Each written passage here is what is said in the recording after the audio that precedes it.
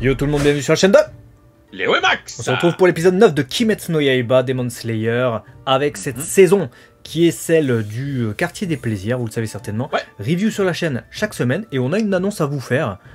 Que tu vas nous dire? Qu'est-ce qui se passe ce week-end? Je sais qu'il y a un événement. C'est bien de nous regarder en vidéo, c'est bien de participer, de commenter, mais nous on a envie de vous rencontrer.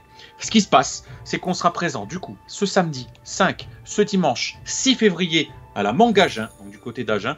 Donc si vous êtes dans le coin, venez nous voir, ça nous fera plaisir. On sera là, dédicaces, photos, on pourra se parler un petit peu, parler de Kimetsu no Yaiba si tu veux, Mais oui. de Shingeki no Kyojin, de Dragon Ball, Mais oui. de One Piece. Viens nous voir. Voilà, on t'attend, on t'attend. Voilà, dis-nous dans les commentaires d'ailleurs si tu penses passer, si c'est le cas. Bah ouais, Et carrément. puis, je te propose qu'on démarre cette review qui sera Allez. comme d'habitude scindée, histoire, bande son, réelle animation, conclusion. Et c'est parti pour l'histoire. Bon, c'est parti pour l'histoire avec cet épisode de Kimetsu no Yaiba qui continue du coup son histoire avec la tête qui doit être tranchée. Genre, on va vite sur le début. On va vite sur le début. On va vite sur le début. Moi, ce qui m'intéresse vraiment dans cet épisode, on le sait, c'est la fin. La fin, elle est incroyable. Mais d'abord, faut commencer par le début parce que c'est vrai qu'on avait un cliffhanger avec Tanjiro et en même temps Uzui qui arrivait là pour trancher la tête de Gyutaro. Parce qu'il avait un kunai dans le cou, hein, le gars. Et j'avais dit, rappelez-vous, c'est la review de la semaine dernière, j'ai dit, ça va pas marcher. Ça finit sur ça, ça va pas marcher. Qu'est-ce qui se passe? Ça marche pas. Ça n'a pas marché. Ça marche pas. Non. Bah non. C'était trop beau. Ah non. C'était trop beau. Et du coup, on se dit, bon, tac, générique, c'est bon, on va enchaîner direct sur le combat. Et non. Non. Non. Non. Non. On retrouve Uzui et ses trois femmes. Du coup, en train de pique-niquer dans le plus grand des calmes. Et puis, bon, là, ça s'échange des petites affections. Pique-nique sur une tombe, quand même. Il y a mieux comme pique-nique. Ouais, bon, la tombe de toute sa famille. Bon. C'est ça, il y a mieux. Mais ça s'échange des petites affections, quand même, malgré tout. Voilà, des petites pétales de sakura qui se reposent sur la chevelure. Et puis, à partir du moment où Uzui le prend pour lui offrir, c'est devenu un élément sacré. Elles sont jalouses, les deux autres. Ouais, c'est ça. Ils veulent la même chose. Il enlève à Hinatsuru et Tamio et Sema, du coup, qui veulent la même chose. Mais tu vois, en fait, l'affection qu'éprouve Uzui pour ses femmes, qui est véritable, et l'affection véritable également qu'éprouve chacune d'elles pour Uzui, et également un profond respect, parce qu'il est prêt à tout lâcher, même lui, hein, il le dit, une fois qu'ils auront abattu ce pilier, puisqu'ils se savent en mission, hein, il y avait cette mission d'infiltration où elles allaient aller dans des maisons différentes, ce qui s'est passé, elles ont été capturées, ce qui s'est passé, ce que vous avez vu, et normalement, à l'issue de ça, s'ils battent la lune, et non pas le pilier, parce que j'ai dit le pilier, je suis sûr d'avoir dit le pilier, la lune, qui est Gyutaro du coup, et puis sa sœur, normalement, ils sont censés se casser. Et t'as Hinatsuru, sens du sacrifice, qui dit ouais, écoute, même si tu pars pas avec nous trois, ça va, ça me va, tu vois. Et il y a un autre truc aussi qui est un peu chaud, c'est que t'as parlé de ce pique-nique qui n'en est pas vraiment un. Et en fait, il est en train de couler du saké sur une tombe, la tombe de sa famille, et il dit en gros, je vais vous rejoindre les gens. Moi, je me suis dit, ça pue du cul. Ouais, c'est pas bon ça. C'est pas très bon. J'ai vu le gars poser son saké comme ça au lieu de le boire, je me suis dit ça pue du cul. Bah du coup on va voir si ça pue du cul, puisque ces scènes, on va dire, fortes en émotion, prosaïques étant passées, on revient donc sur le combat qui fait rage. Alors bon, on va pas vous décrire à la Kamel Wally tout ce qui se passe, mais grosse intrigue, c'est surtout que Hinatsuru se fait capturer par Gyutaro. Ah merde. Et là c'est la demeure, parce que très clairement, tu sais, toi-même, moi-même j'étais pas serein quand j'ai vu Gyutaro avoir attrapé sa femme. Je me suis dit tellement démoniaque, tellement rapide. Je me suis dit c'est chaud. Mais je me suis dit il va la planter, surtout que Tanjiro il était un peu, il fracasse Tanjiro. Tu le sais, tu l'as vu depuis 2 épisodes là, il galère et il nous a surpris encore une fois. Ouais, il nous a surpris puisqu'il a mobilisé ce qui lui restait de force à ce moment-là, et c'est pas fini parce qu'il va encore en faire preuve par la suite. Il est vraiment dur, en empêche, notre Tanjiro. Ouais. Pour la première fois, il a raisonné dans l'urgence en disant faut que je trouve quelque chose, parce qu'il le sait, il est trop rapide. Et pour ce faire, il a combiné à la fois l'élément de l'eau qui, pour lui, est mieux maîtrisé, voilà, puisque forcément entraînement, etc., mais moins puissant, à celui du feu, pour combiner vitesse et puissance. Il se dit, je vais créer mon dos. Voilà. Et ça marche, puisque ça a permis en un éclair de sauver Shinatsuru. Et Uzui dit j'ai une dette envers toi. D'un côté, c'est pas étonnant, hein, puisque on sait que c'est un descendant du soleil. Donc si le pouvoir du soleil, je sais plus c'est quoi le terme exact, c'est celui qui a créé ensuite tous les autres, tu dis bon, c'est un peu logique qu'il ait plus de facilité voilà, à pouvoir gérer différents éléments, différents souffles. Mais les deux combinés en même temps, je l'avais pas vu venir en fait. Ouais, moi non plus, j'ai trouvé ça plaisant, mais comme tu dis, logique, puisque in fine, je pense que ce sera la maîtrise de plusieurs éléments et l'utilisation synchronisée de tous ces éléments qui fera que c'est comme un pulse, tu vois. Moi, je le vois vraiment comme tel. Tous les éléments réunis en une seule fois, ça fera la force du souffle. Voilà, et on est en train de dessiner cette chose-là. Donc, bon, Shinatsuru sauvé. Uzui prend la relève et là d'un coup paf, on repart de l'autre côté. On est donc avec Daki qui combat Zenitsu Inosuke, très vite et très rapidement rejoint par Tanjiro, et là on a un 3 contre 1. Ah, du coup on a le combat que j'avais prévu il y a 2 épisodes. Clairement. Et du coup se décide Inosuke en meneur. Il fait ouais mais sbire, vous allez me suivre. Après c'est logique. C'est logique que j'ai envie de dire parce que c'est celui qu'on avait le moins vu. Donc t'as dû être content, t'avais envie de le voir à l'œuvre. Et c'est vrai qu'on l'avait pas vu briller, on avait vu Zenitsu qui avait été incroyable, hein, et encore son souffle de l'éclair du tonnerre là, à chaque fois dans tous les épisodes, magnifique. C'est le plus spectaculaire pour moi je trouve, hein, depuis le début en termes Zenitsu. Bon, Tanjiro on l'a déjà bien vu, Inosuke on attendait. On attendait, et là du coup je l'ai vu charger, en mode beau gosse, je suis au centre, etc. Vous en faites pas, vu qu'il faut aller décapiter de la tête. En gros, vous me protégez et moi je m'occupe de couper de la tête. Souffle de la bête, mais en fait c'est juste une charge en fait. Souffle de la bête et tout, musculature, etc. Je me suis dit ça y est, il va faire ce que j'avais dit, il va découper partout ce qui passe. En fait non, enfin oui et non. Ça commence par une charge, tu viens de le dire, une vraie charge de sanglier. Donc je me suis dit, c'est bien la peine de faire appel à un souffle pour c'est comme un dératé sur les toits, frère. Je me suis dit, ça change quoi de ce qu'il faisait avant en fait. C'est exactement ça. Voilà, je vous passe les détails de tout ce qui se passe et on aboutit à cette scène qui a dû en choquer plus d'un. Puisque je pense, et vous me direz dans les commentaires si c'est soft dans l'animé, parce qu'il y a un petit peu de sang, mais pas tant que ça. Ou pas du tout. Mais il n'y a même pas de sang. Il n'y a pas de sang. Il n'y a même pas de sang. Il se met à faire ce qu'on appelle, dans le jargon du barbecue, découper la viande. Voilà. Et puis il commence à couper comme ça avec son épée qui est assez atypique, puisque vous le savez, c'est pas une lame fine. C'est 2 épées. Lui, c'est des épées accrochées, tu vois, parce qu'il a cassé des morceaux de lame pour en faire vraiment des arrache-peau, quoi. C'est déjà gore le concept de ces épées de base. Et il s'en sert pour se dire, allez, je fais la cisaille, frère. Donc en fait sa tête n'est pas coupée, elle est arrachée, déchirée. C'est le postulat. C'est immonde, c'est dégueulasse. Clairement c'est dégueulasse. Dites-moi comment c'est dans le manga, parce que clairement ça doit être censuré. Ce qu'on voit là dans l'anime, on voit même pas la scène en fait. On voit les épées posées, on voit que ça se resserre sur Daki, et ensuite on a un plan de Daki qui regarde en haut ou je sais pas quoi.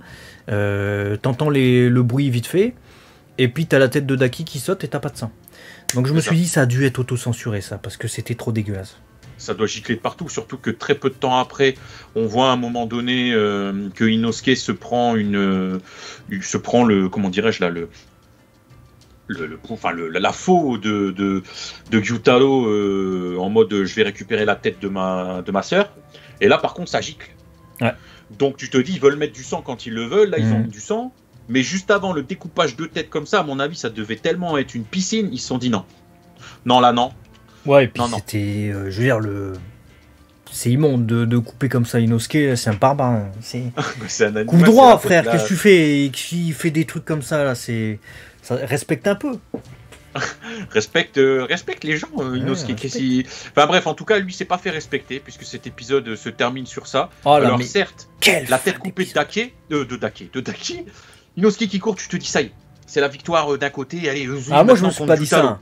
Moi je me suis dit il va se passer un truc, hein. Même Daki elle est pas morte, il peut toujours se passer un truc, et les deux autres là ils sont mal en point sur les toits. Mais j'avais un petit espoir, frère. Mais je me suis dit bon, il va y avoir un truc, et peut-être que ils vont rejoindre Uzui effectivement. Non. Il y a eu un truc, Il y a eu un truc, un coup de faux, bam, dans le. Allez, tiens. Que dit son cœur est touché, et on sait deuxième, pas. Il a percé là le gars. Deuxième, t'as Tanjiro qui fait mais non, il regarde au sol parce qu'il se dit s'il y a Gyutaro, Uzui fait quoi? quoi Uzui, frère, il est en train de boire la tasse par terre, puisqu'il y a sa main qui est à droite, son bras qui est à gauche. Donc tu te dis... c'est chaud. Et là, tu te dis d'accord. Et Zenitsu, qui, du coup, pour éviter que Tanjiro se mange la technique de découpe de Daki, là, il le pousse dans le vide. Et Tanjiro est en train de tomber dans le vide, il va s'éclater comme une demeure. Fin d'épisode. Merci mesdames et messieurs, au revoir, à la semaine prochaine. J'ai fait, mais non, mais faut arrêter. Pourquoi vous finissez que sur des trucs comme ça? Mais ça va être Moi, je veux dormir. Super chaud. Et le poison, on pensait pas qu'il allait arriver aussi vite à bout d'Uzui. Hein, parce que c'était un costaud quand même, le gars. Mais là, il lui manque une main. Continuer le combat contre un gars comme Gyutaro avec une main en moins. Et Daki qui n'est pas morte. Gyutaro, il se régène. On l'a vu, le poison à base de glycine, vu qu'il maîtrise le pouvoir sanguinaire, il extrait le sang empoisonné de son corps. Et une fois que c'est fait, tac, il refait repousser ses membres. L'autre, moi je me côté, dis, il fait pas ça, franchement, c'est chaud, quoi. Vu la fin d'épisode, comme ça c'est terminé, je me suis dit, il y a un autre pilier qui va intervenir. Bah, je me suis dit, il y a que ça, parce que Nezuko, on l'a déjà vu. Elle dort. Et elle dort, ils vont pas la ressortir, ça serait un plot twist un peu répétitif, tu vois, que de la faire ressortir et elle revient, etc. en meuf badass. Déjà vu, Tanjiro il est plié, il va pas refaire un truc et se redépasser. Le gars il lui manque une épaule, il pisse le sang des yeux et tout. Zenitsu, bon. Zenitsu Inosuke, j'ai l'impression que bon, on a tout vu en fait.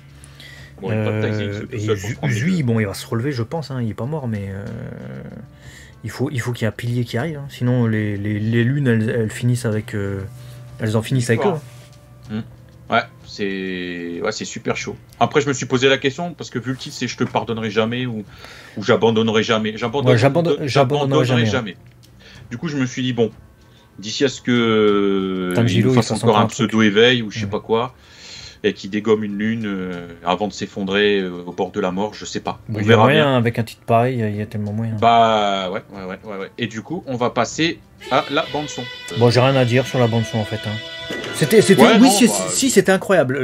Les musiques liées au bruitage, en fait, l'impact des chocs et tout ça, surtout dans le cliffhanger de fin, c'était assez sensationnel. On était pris dedans et tu lâches pas une miette en fait.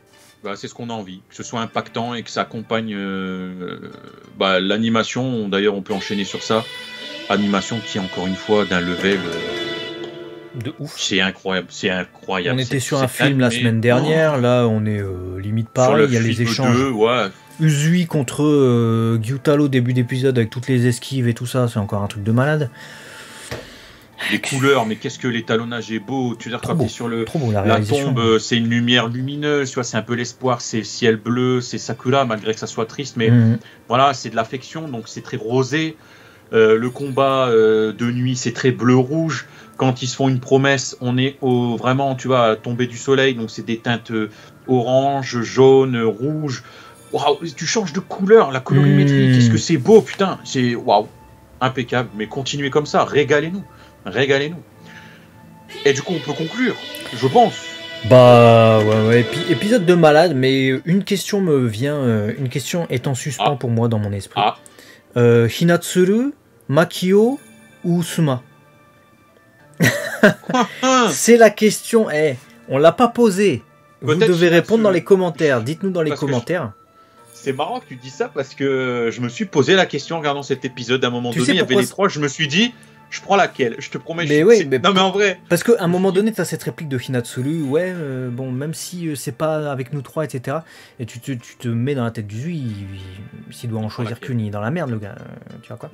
Et même si vous êtes une fille ou même si vous êtes, peu importe, hein, que vous soyez intéressé par le sexe féminin ou pas du tout, mais que vous les trouviez en tant que personnage intéressante, votez. Dites-nous vraiment laquelle des trois vous préférez.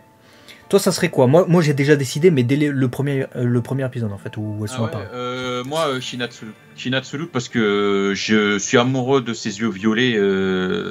C'est la glycine, ça. J'adore ses yeux, et puis même le personnage. Ouais, c'est Hinatsuru. Okay. Sans aucun doute. Et moi, toi? Sans aucun doute, moi, c'est Suma. Soma, un peu plus timide mais la naturelle. pleurnicharde. Sans aucun doute. Dès que je l'ai vu dans le premier épisode, je l'ai bien aimé en fait. Alors que les autres me laissent un peu plus indifférent. Dites-nous dans les commentaires, du coup, vous. Caractériel. Comment? Makio, ça me parle pas. Ouais, Makio, elle est trop caractérielle. Hein. Et vous avez remarqué également que ces 3 personnages féminins sont des inversions et des mélanges. Ils jouent avec ça l'auteur du trio qu'on a de pourfendeurs Tanjiro, Zenitsu et Inosuke. Parce que ce sont les images au féminin, mais avec les personnalités inversées en fait. C'est comme si Trafalgar Law de One Piece était passé, il avait fait Shambles et qu'il avait tout inversé leur personnalité en fait. Voilà, ça. Donc Zenitsu c'est Makio par rapport à ses cheveux jaunes et puis Inosuke ça serait Inosuke il a déjà des traits féminins, il a la même coupe de cheveux exactement que Soma. Donc en fait je me tape Tanjiro, c'est ça que t'es en train de dire. C'est exactement ce que je suis en train de dire. Ok, écoutez, faites ce que vous voulez de cette phrase de fin. Abonnez-vous sur la chaîne de Léo et Max. Et moi je vais aller suivre une thérapie du coup. Pour avoir constaté que j'ai envie de me faire Tanjiro. Voilà, on vous aime très fort. Partagez, likez, tout ça. Et on se dit à la semaine prochaine pour la suite du coup de très vite. Kimetsu no Yaiba. Abonnez-vous. Et à ce Allez, week-end ciao. aussi.